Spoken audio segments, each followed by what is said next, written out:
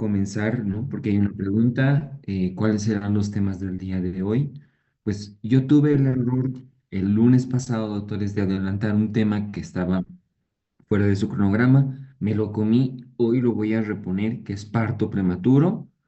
Y a continuación vamos a ver cesárea. Ya les pido mil disculpas, doctores, e inclusive la administración sí está haciendo el trabajo responsable en pasarle el tema que estaba, entre comillas, programado para el día de hoy. Más, al menos estos resúmenes y estos preparados que les hace la administración ya les pasaron de ese tema justamente hace unos días. Les pido mil disculpas, doctores. Y bueno, pues esperando la comprensión que tengan todos ustedes, voy a comenzar justamente con este tema. ¿Ya?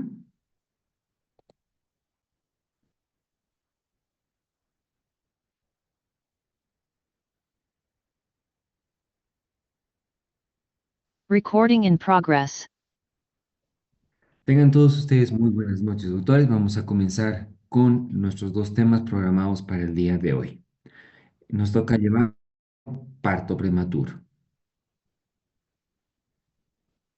Como está siendo consecuente en las últimas clases, vamos a empezar con un caso clínico que dice, paciente de 28 años de edad con antecedentes de los embarazos que ven ahí, ¿no? Acude a sala de emergencias, cursando un embarazo de 33 semanas por ecografía precoz. Refiere la presencia de contracciones uterinas de moderada a severa intensidad desde hace 6 horas, con una frecuencia de cada 10 minutos. Al examen físico, signos vitales no normales. El examen obstétrico revela una altura de fondo uterino de 24 centímetros desde el borde superior de la sínfisis del pubis. La frecuencia cardíaca fetal 152 latidos por minuto. Al tacto vaginal se evidencia una dilatación de 6 centímetros, borramiento del 50% con membranas íntegras. Dentro de los laboratorios, la paciente se encuentra con una hemoglobina de 11 gramos sobre decilitro. Los leucocitos están en 12.000. Un producto con un peso aproximadamente de 1.830 gramos. El índice de líquido amniótico está de 12 centímetros. La paciente tiene de profesión ser de labores de casa. Entonces, con este detalle, doctores, vayan un poquito analizando este caso clínico en función a nuestra bibliografía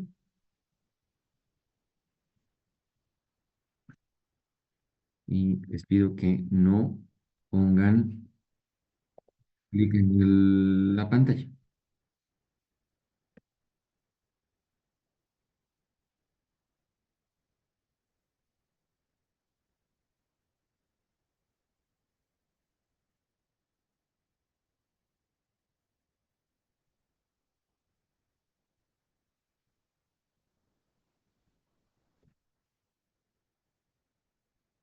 Bien. El término parto prematuro o en su defecto con amenaza de parto prematuro es aquella interrupción de una gestación que es antes de las 37 semanas, ¿no? Estaríamos hablando más o menos de la 36,6 de embarazo, ¿no? Y el hecho de que haya un producto que sea prematuro tenemos que tener en cuenta que aumenta el índice de síndrome de distrés respiratorio, aumenta la probabilidad de hemorragia intraventricular, aumenta la probabilidad de sepsis para el producto y aumenta la probabilidad de una alteración del ductus venoso para ese mismo producto. Es decir, la morbilidad de un producto con prematurez está primordialmente por estos cuatro detalles. Las probables causas que pueda tener un parto prematuro tienen que ser primordialmente por un factor idiopático, es decir, que no tenga una causa aparente. Más dentro de esto, las variantes más comunes dentro de la etiología está primordialmente los cuadros infecciosos. El día lunes habíamos hablado de que la infección de las bacterias que son propias de la vagina o algunos casos de contaminación a la zona genital pueden repercutir por cuatro niveles y colonizaciones ascendentes hasta que puedan llegar al producto e incluidas en etapas con membranas rotas, ¿no? Entonces, las infecciones siguen siendo un cuadro importante. Destaca la múltiple etiología que puedan haber, ¿no? Como por ejemplo Gardnerella vaginalis con vaginosis bacteriana, micoplasma, ureoplasma, estreptococo del grupo B, E. coli, clamidia, treponema pálida. Múltiples agentes etiológicos pueden ser los desencadenantes de esta etiología. Tenemos otro detalle que es la isquemia placentaria. Dentro de la etiología también está en que el borde de la placenta tiene una característica de ser un espacio óptimo para el producto. Y cuando ocurren espacios donde se puedan doblar, entre comillas, la placenta, forman zonas de isquemia y esto también puede manifestarse con amenaza de parto prematuro. Alteraciones del cérvix como la incompetencia ísmico-cervical, especialmente en amenazas de parto prematuro, alrededor del segundo trimestre.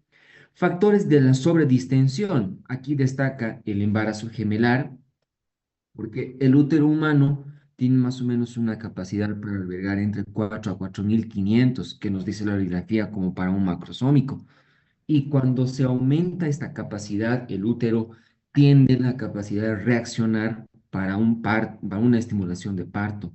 Que esto ocurre en embarazo gemelar, ocurre en polidramnios, ocurre en macrosomía, ocurre en tumores.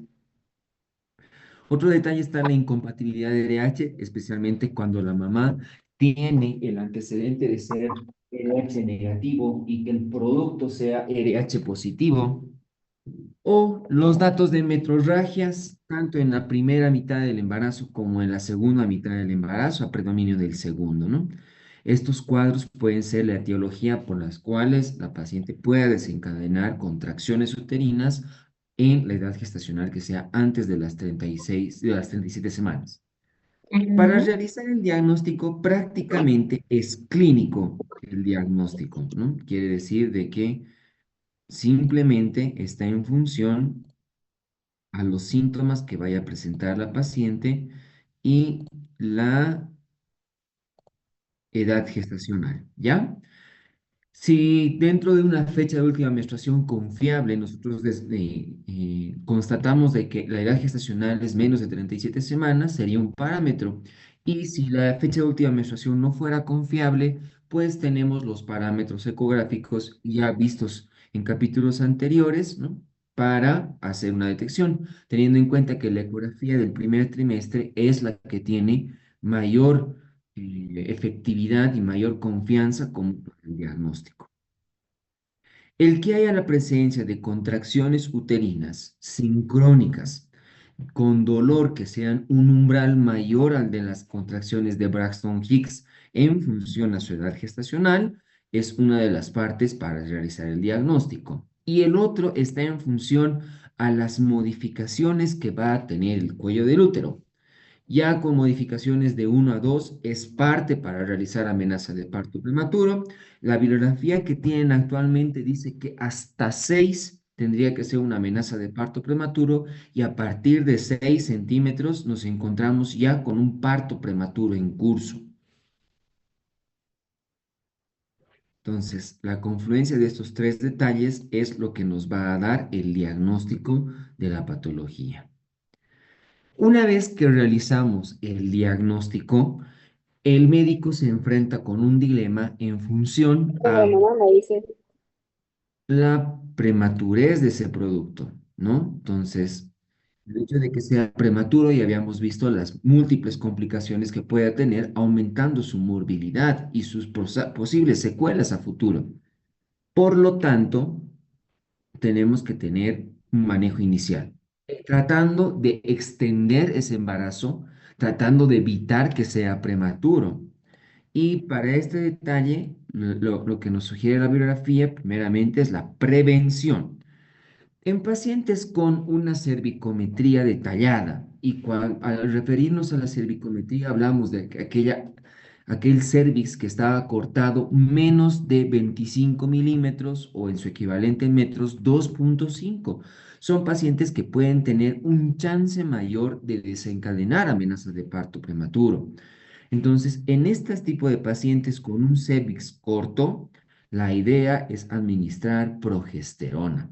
La progesterona tiene la capacidad de espesar el moco cervical, es una actividad medio relajante, previene como si fuera, entre comillas, un tocolítico, aunque no lo es, las contracciones y por ende evitamos que haya mayor acortamiento de ese cuello del útero. La única variante que dice la bibliografía en la cual la progesterona no tiene mucha efectividad es en los embarazos gemelares. Entonces, más vale prevenir que lamentar. En este tipo de pacientes, administrando progesterona tiene una buena tasa de efectividad en la prevención de una amenaza de parto prematuro.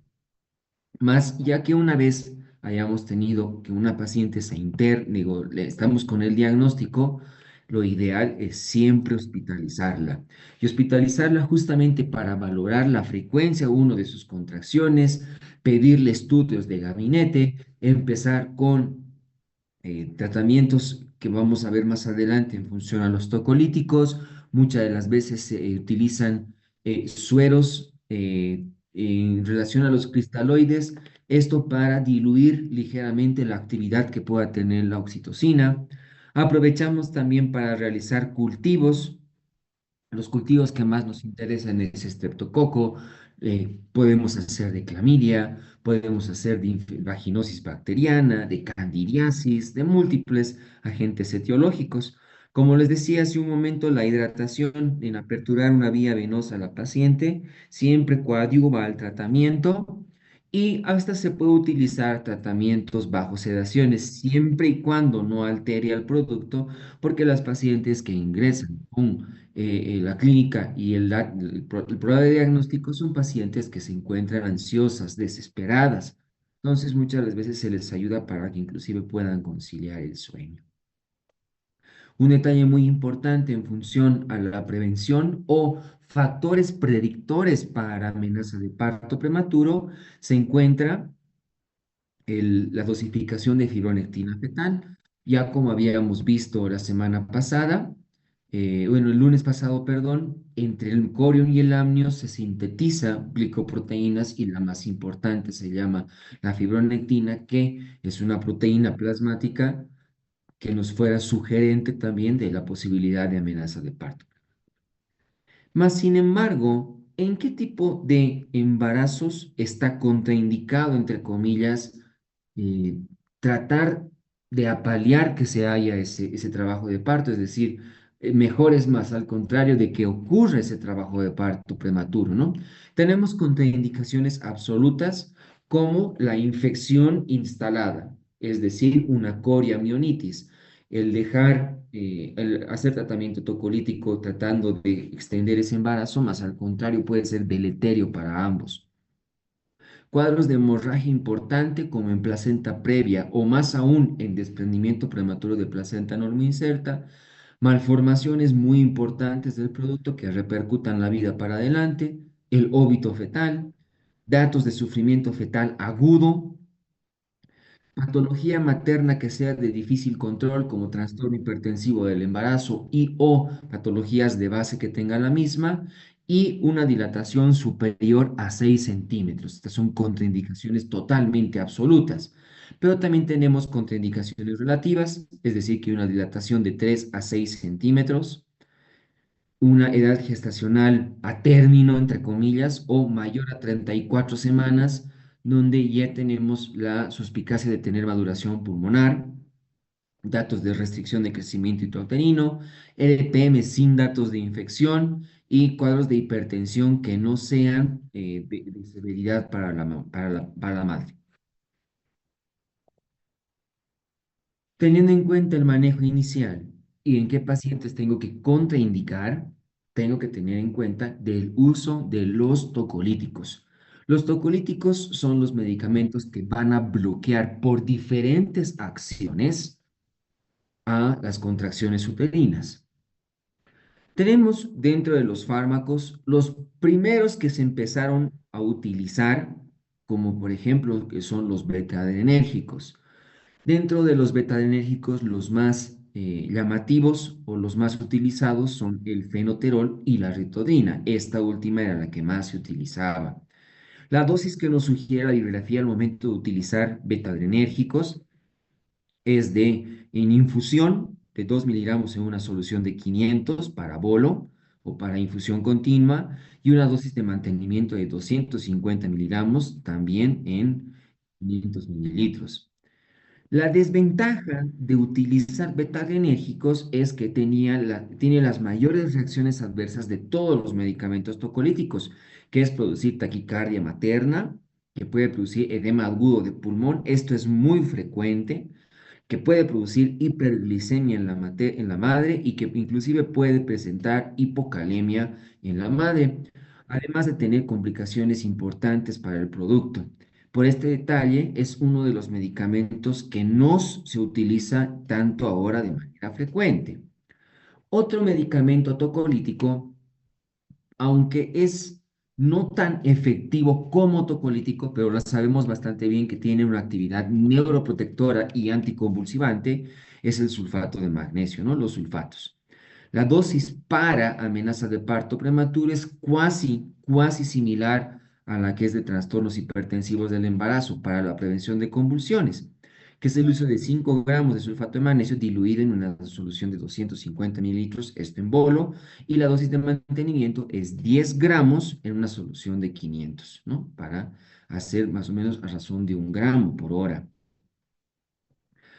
Las reacciones que pueden presentar los sulfatos es hipotensión, es una depresión respiratoria. Muy raro de encontrarlo. Sabemos bastante bien que esto es en función a la intoxicación por sulfato de magnesio y que además de controlar la frecuencia respiratoria, controlamos los reflejos osteotendinosos, controlamos la diuresis también de la paciente.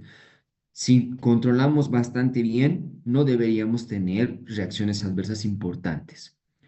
Otro medicamento utilizado son los inhibidores de las prostaglandinas. El más utilizado, la indometacina y como otra alternativa, la nimesulida. La que se llama la administración de estos medicamentos es en función a 100 miligramos, puede utilizarse por vía rectal o la administración de 25 miligramos por vía oral. La ventaja de estos medicamentos es la disponibilidad del medicamento al ser por vía oral. Más, sin embargo, dentro de la reacción adversa no es tanto el medicamento per se, sino la edad gestacional, porque edades gestacionales mayores a 32 semanas tendrían el chance de hacer un cierre precoz del ductus arterioso para el producto y que además pueda tener la presencia de oligohidramios. Por estos detalles, no se administra antiprostaglandínicos a partir de la semana 32 del embarazo. Si bien las reacciones adversas antes de la 32 no son, entre comillas, muy importantes, pero por este detalle es tener importante en cuenta. El tocolítico más importante son los bloqueadores del canales del calcio. El más representativo es el nifedipino, pero también tenemos el verapamil. La dosis también por vía oral se puede utilizar dosis de ataque hasta inclusive 60 miligramos, la dosis máxima, y las dosis de mantenimiento son de 10 miligramos en horario. Este, entre comillas, es el tocolítico más usado o el de primera línea, a pesar de que también puede tener reacciones adversas, especialmente cuando se administra por vía sublingual, como por ejemplo la hipotensión materna y la presencia de taquicardia, ¿ya? Estas son reacciones adversas importantes de los antagonistas del calcio, aunque igual son raras dichas. Como podemos ver, son medicamentos que no necesariamente son antagonistas de la oxitocina, pero por su función nos ayudan mucho. El único medicamento que sí es 100% puro antagonista de la oxitocina es el atosiban. El atosiban, en función a su dosis, es 6,75 miligramos de dosis de ataque y la dosis de mantenimiento es en infusión de 75 miligramos en una solución de 100 mililitros. La- las reacciones adversas del antagonista de la oxitocina son prácticamente simplemente sintomáticas, es decir, náuseas, vómitos o hasta que la paciente pueda presentar artralgias. Eso lo convierte en uno de los medicamentos que menos reacciones adversas tiene, pero por su disponibilidad no se cuenta mucho en el mercado ni a la facilidad. Por eso es de que sigue siendo de primera línea el nifedipino o los antagonistas del calcio.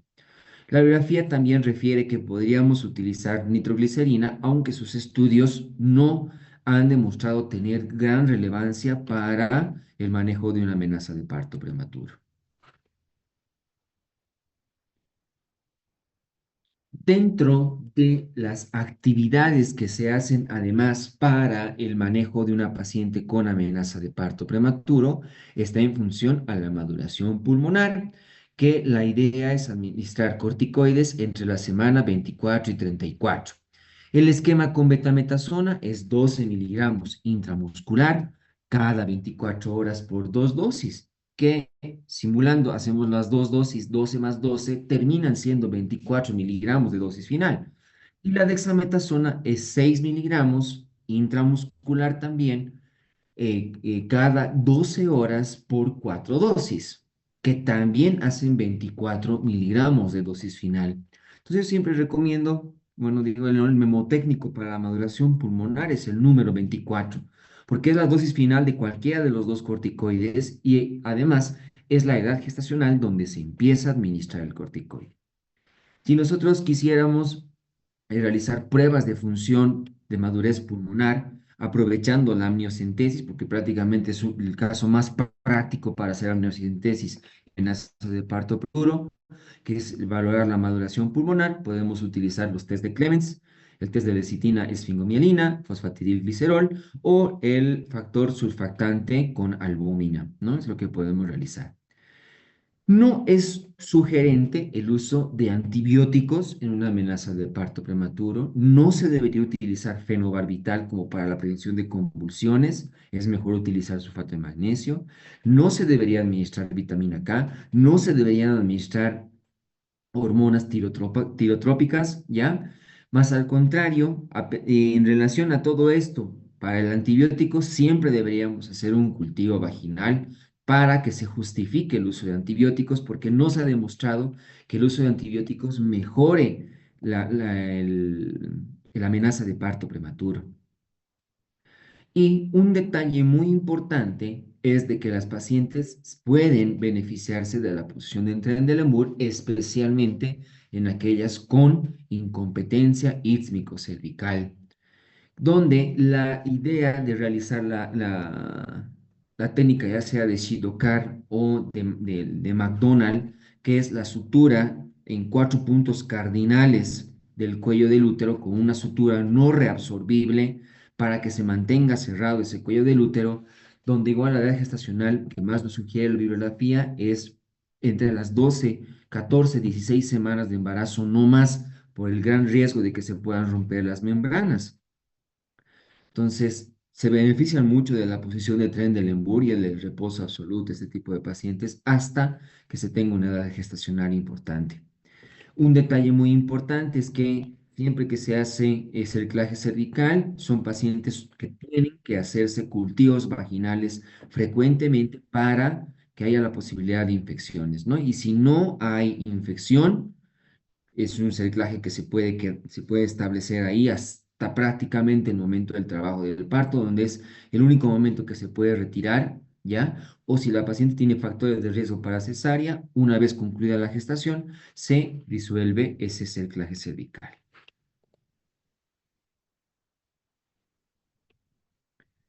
Ahora, el detalle está en qué debemos realizar cuando tenemos un parto prematuro en curso, es decir, está con 6 de dilatación ya la paciente. Eso quiere decir que no vamos a poder detener su trabajo de parto. Entonces, las medidas que realizamos siempre es una episiotomía, esto para aumentar el canal del parto, teniendo en cuenta que la carota fetal no está totalmente madura y pueden haber accidentes, especialmente hemorragia intraventricular para ese producto. Por lo tanto, se apertura el canal del parto, donde tenemos dos técnicas para la episiotomía, ¿no? La mediana y la mediolateral. Esta última es la más utilizada por la prevención de hemorragias importantes y porque además es más práctica para el momento del reparo. Otras medidas que podemos utilizar mucho en un parto prematuro en curso es una anestesia conductiva, que la paciente esté con relajación, para igual disminuir la posibilidad de lesiones encefálicas. Tenemos que monitorizar muy bien a ese producto la mayor parte del tiempo, valorando si no hay la posibilidad de sufrimiento fetal agudo. Y un detalle importante es que las membranas se mantengan íntegras hasta casi el último en ese parto prematuro en curso. Esto ayuda muchísimo para que se llama que el producto mantenga el estado estéril, entre comillas, hasta el último momento. La bibliografía dice que en embarazos que son menores a 28 semanas, lo ideal sería terminar por cesárea por la gran inmadurez que tiene la calota fetal. Y mayores a 28 semanas tendrán un poquito más de chance para hacer la atención de parto en un parto prematuro en curso.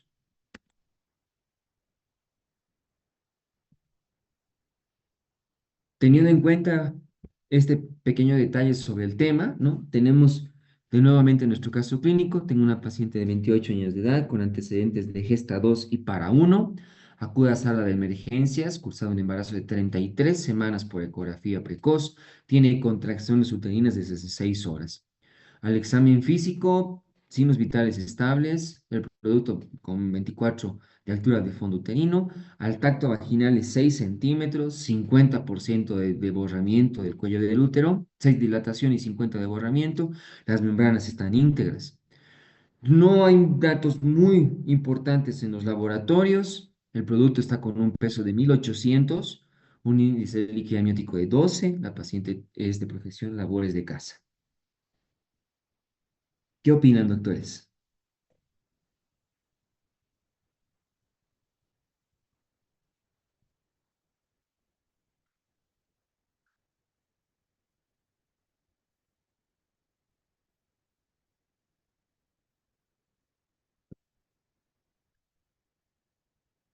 Tal vez por la dilatación, sí. Estamos viendo que es un parto prematuro en curso. ¿Y ahora qué hacemos con esta señora?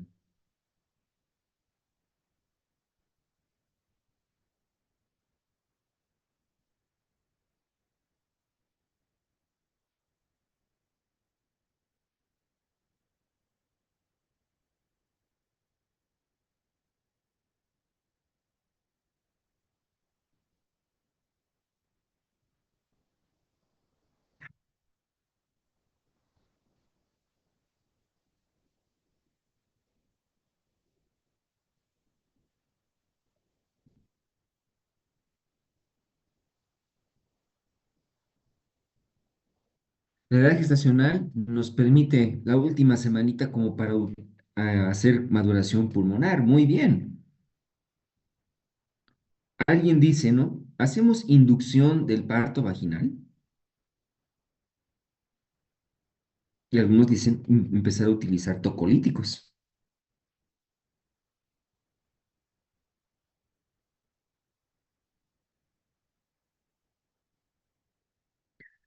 Dentro de sus contraindicaciones para realizar el uso de tocolíticos, ¿esta dilatación nos permitirá realizar tocólisis? ¿Será que no? Estoy de acuerdo, doctores. Hay que mantener ese producto adentro la mayor parte del tiempo hasta ganar chance de que se haga esa maduración pulmonar. Por lo tanto, sí, no hay que hacer inducción del trabajo de parto, salvo que tengamos contraindicaciones totales y lo ideal sería sacarlo.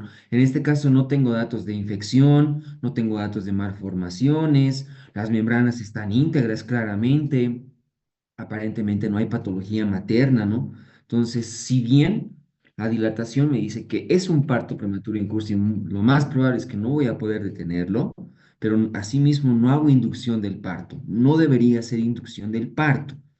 Tengo que mantenerlo, ¿no? Y sí, ¿qué más hago en cuanto salga este bebito? ¿Qué más hago? ¿Qué más hago? ¿Qué más hago?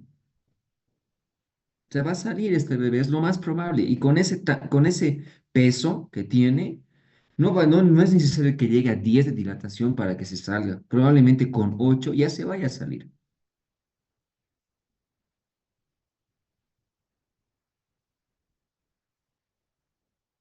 No. si se mantiene el embarazo, no hay riesgo de sufrimiento fetal, salvo que lo veamos en una cardiotocografía, ¿no? Que casualmente ya se vienen nuestros temitas de parto de la siguiente semana y ahí vamos a avanzar un poquitito justamente a pruebas de bienestar fetal. Súper, aquí hay alguien que tiene algo, ¿no? Se va a salir ese producto, ¿qué tengo que hacer? Episiotomía.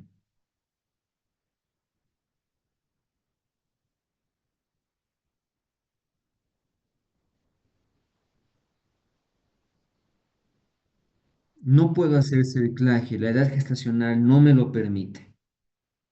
Más al contrario, sí, episiotomía. Otra cosa que tengo que hacer muy bien es mantener las bolsas íntegras hasta el máximo, ¿ya? Otro detalle importante, según la bibliografía, es realizar anestesia conductiva, ¿no? Relajar a la paciente.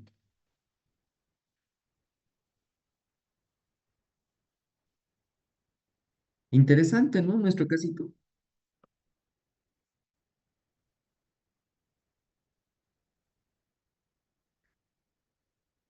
Dentro del manejo de este tipo de pacientes, ¿ya?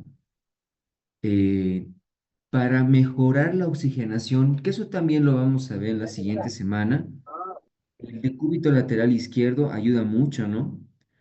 Esta paciente puede que se favorezca de la posición de Trendelenburg, pero que se llama, tenemos que tener en cuenta que va a ser muy cortito su posición porque lo más probable es que ese producto se va a salir, ¿no?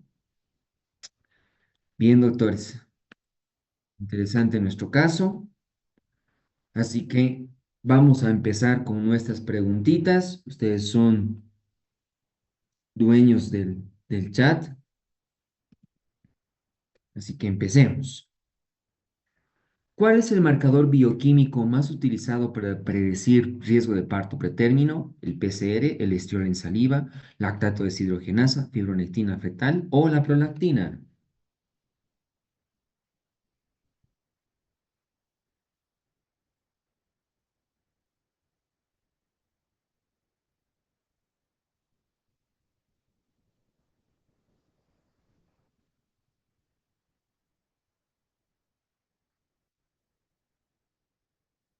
No vamos a ir mucha vuelta, ¿no? Es una pregunta medio obvia.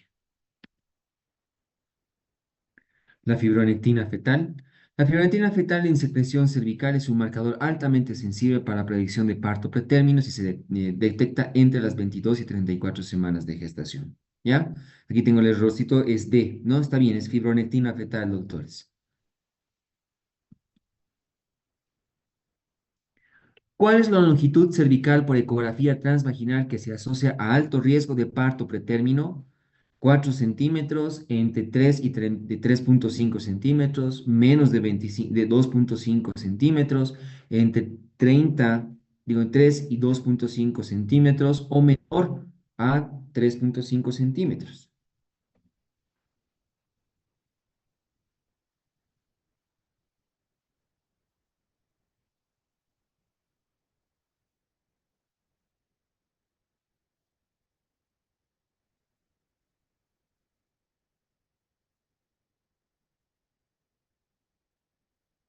El punto de corte es que sea menos de 2,5 centímetros.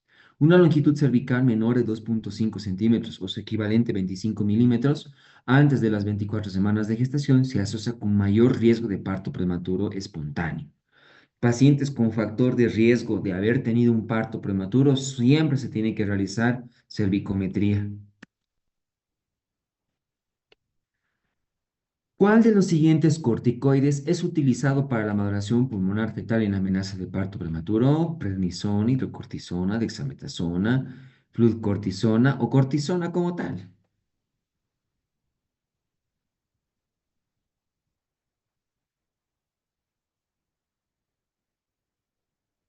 En amenaza de parto, digo, en ruptura prematura de membranas, no está contemplado la dexametasona, ¿no? Tal vez solamente por este detallito estamos haciendo igual nuevamente una pregunta demasiado obvia, que es la de dexametasona, porque son dos los corticoides que se pueden utilizar, ¿no? La dexametasona es uno de los corticoides utilizados para inducir maduración pulmonar fetal en embarazos de alto riesgo, administrando De 4 dosis de 6 miligramos cada 12 horas.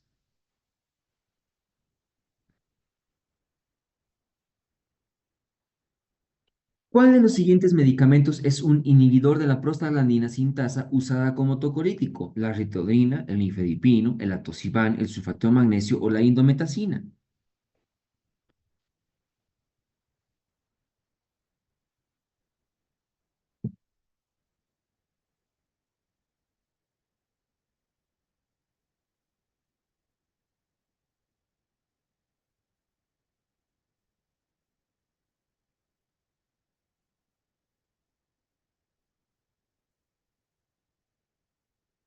Casualmente no solo es tratamiento de amenaza de parto prematuro, sino que también se puede utilizar en amenaza de aborto, aunque no está descrito como tal, ¿no? En la en la bibliografía cuando vimos síntomas de amenaza de aborto. La indometacina es un inhibidor de la síntesis de prostaglandinas y actúa como tocolítico, especialmente útil en embarazos antes de las 32 semanas.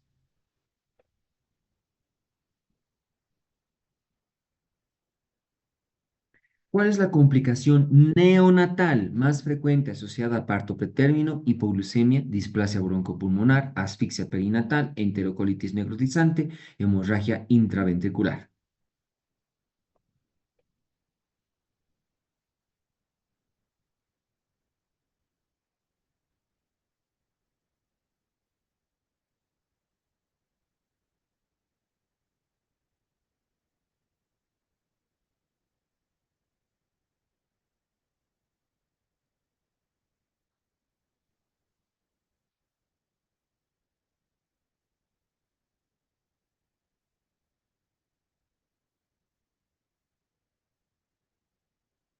Ojo que la pregunta dice, doctor, es neonatal, es decir, del recién nacido, y el que sea el más frecuente, porque de ahí hay muchos que son. Estoy totalmente de acuerdo, pero el más frecuente, no se olviden que es pulmón, pulmón, el pulmón es, por eso se hace maduración pulmonar, porque el pulmón es, entre comillas, el más afectado. La displasia broncopulmonar es una complicación frecuente del recién nacido prematuro, especialmente en aquellos que requieren ventilación mecánica prolongada. Les decía, ¿no? El síndrome de distrés respiratorio y luego están las demás, pero es la más importante, autores.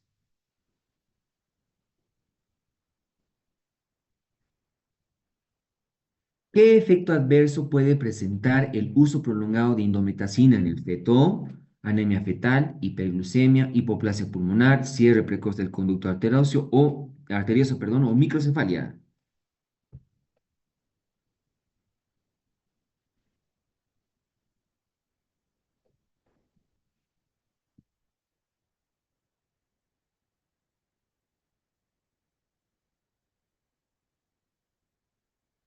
No nos vamos con más.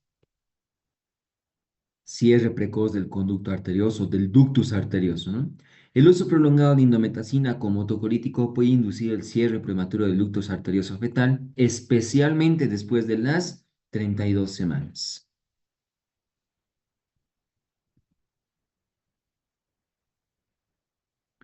¿Cuál es la vía preferida para la evaluación de la longitud cervical en embarazos con riesgo de parto pretérmino? Ecografía transvaginal, ecografía abdominal, ecografía transperineal, resonancia magnética o el tacto vaginal.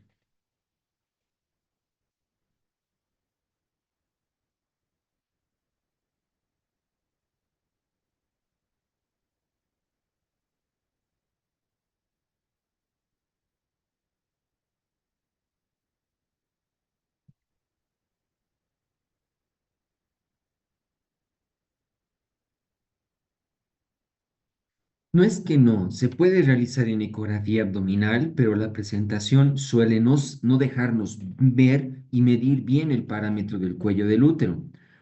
Por lo tanto, la ecografía transvaginal es la que me da mejores parámetros.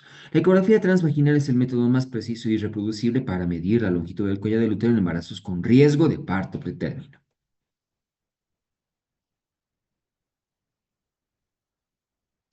¿Qué conducta está indicada ante una longitud cervical menor a 15 milímetros con antecedente de parto pretérmino? Reposo absoluto, antibióticos profilácticos, cesárea programada, uso de progesterona vaginal o uso de AINES.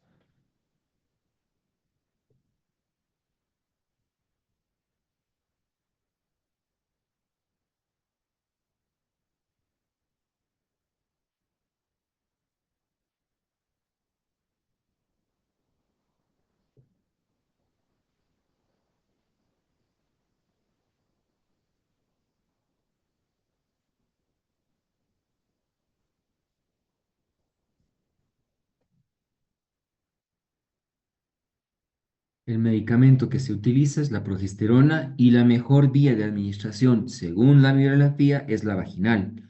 En mujeres con antecedentes de parto pretérmino y longitud cervical corta, el uso de progesterona vaginal reduce el riesgo de parto prematuro.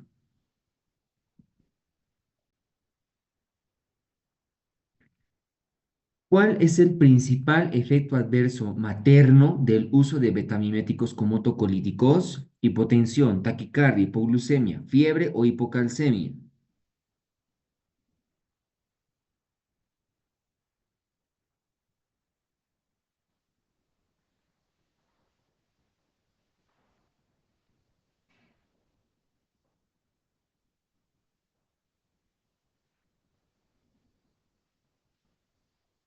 En este caso es el más frecuente, ¿no? O el principal, entre comillas. Y sí, tal como lo vemos, la taquicardia es muy frecuente con el uso de betadrenérgicos. Los betamiméticos, como la ritodina, pueden producir taquicardia materna como efecto secundario frecuente y limitante. Y la reacción adversa, igual más importante a tener en cuenta, es el edema agudo de pulmón, ¿no? ¿Qué microorganismo se relaciona frecuentemente con parto pretérmino por infección intrauterina? E. coli, micoplasma, tricomona, herpes o cándida.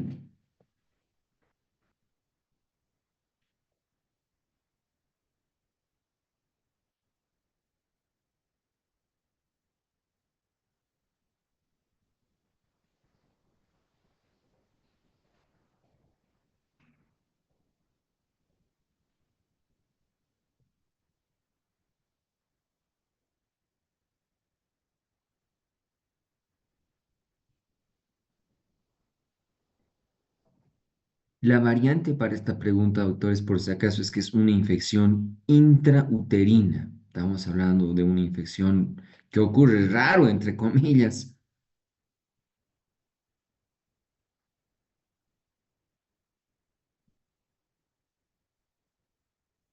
Infección por Mycoplasma homini. El Mycoplasma homini y otros microorganismos anaerobios están asociados a infecciones intrauterinas subclínicas que pueden desencadenar trabajo de parto pretérmino.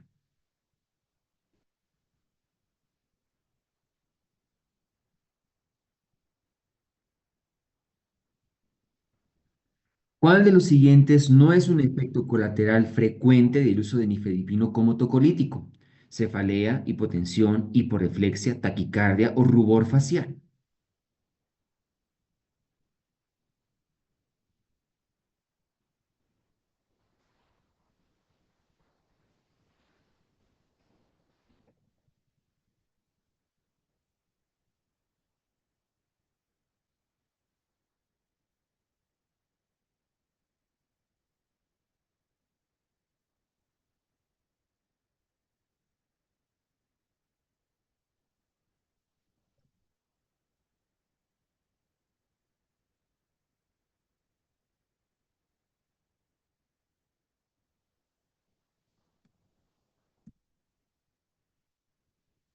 La respuesta es hiporreflexia. Esto, entre comillas, es del sulfato de magnesio como tal, ¿no?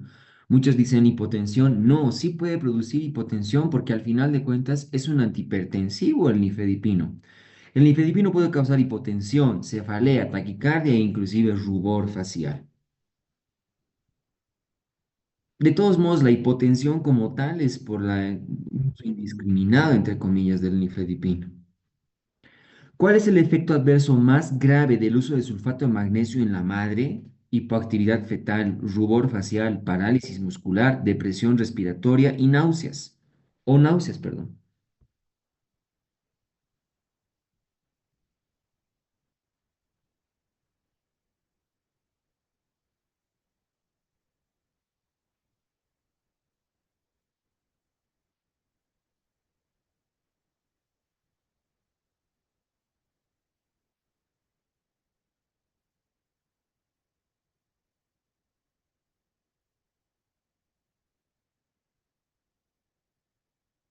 Depresión respiratoria. En dosis elevadas, el sulfato de magnesio puede provocar toxicidad neuromuscular y depresión respiratoria, por lo que se requiere monitoreo clínico cuidadoso, ¿no? Es decir, en mi práctica clínica casi nunca he visto intoxicación porque lo hacemos más discriminado. ¿Qué agente tocolítico tiene menor perfil de efectos adversos cardiovasculares maternos? La riptodrina, el atosibán, el nifedipino, el sulfato de magnesio o la terbutalina.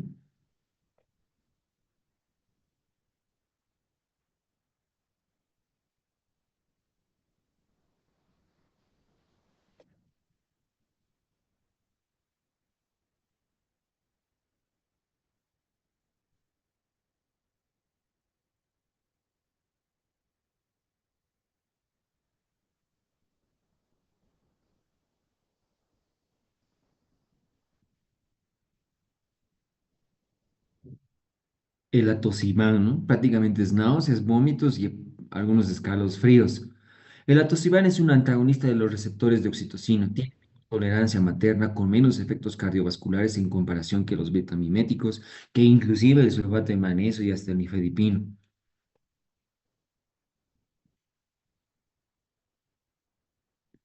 ¿Qué agente tocolítico tiene menor efectividad o eficacia para el tratamiento de una amenaza de parto prematuro? La ritodrina, el atosibán, el nifedipino, el sulfato de magnesio o la indometacina.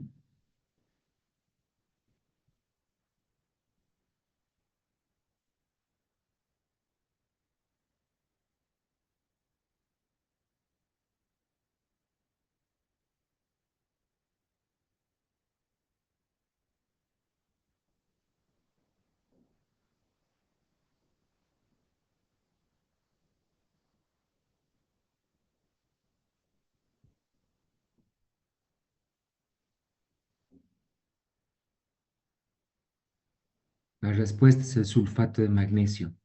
El tocolítico de primera línea es el nifedipino. De segunda línea el fenoterol y el atosibán. Indometacina como alternativa. Y los menos eficaces son el sulfato de magnesio y la nitroglicerina.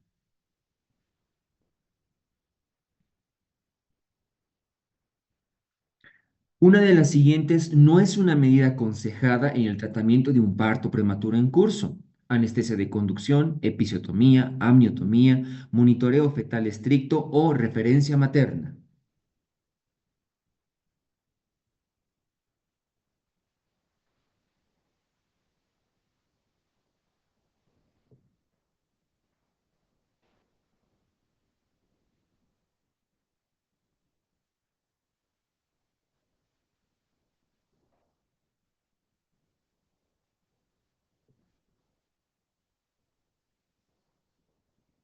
Sí, la miotomía es lo que no tengo que hacer, más bien, al contrario, tienen que estar las membranas íntegras. La atención de un parto prematuro, el producto se beneficia de actividades como episiotomía, relajación perineal, monitorización constante, mantenimiento íntegro de las membranas y referencia a un nivel de mayor complejidad.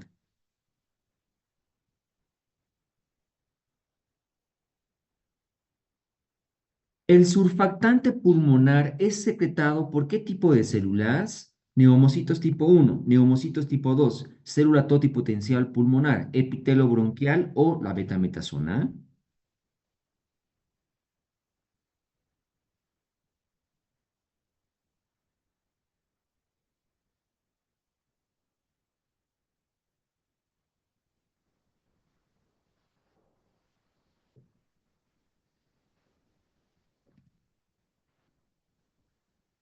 Neumocitos tipo 2. Las células especiales de revestimiento alveolar ubicadas en el pulmón, el neumocito tipo 2, produce un conjunto de sustancias de naturaleza lipídica llamadas en su conjunto surfactante pulmonar.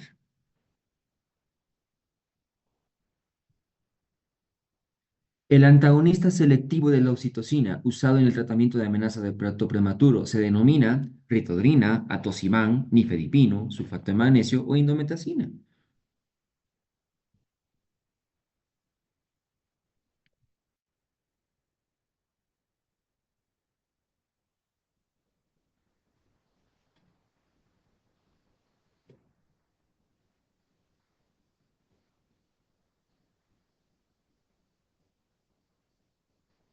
Sí, el atosiban es el único, exclusivo antagonista de la oxitocina.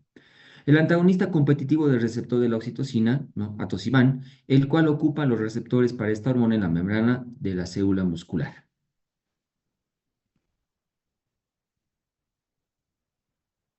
Concluimos este temita, doctores. Muchas gracias.